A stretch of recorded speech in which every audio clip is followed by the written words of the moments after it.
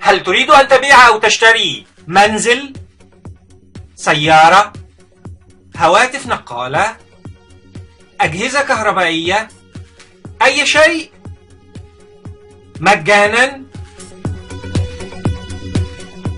الحل سيلت فور مثل الوسيط ولكن مجانا.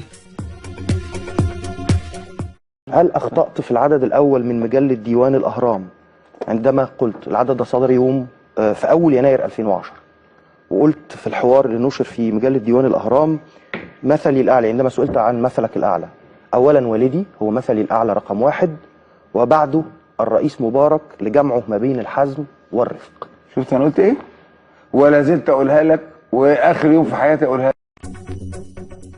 هل تريد أن تبيع أو تشتري منزل، سيارة، هواتف نقالة، أجهزة كهربائية، أي شيء مجانا؟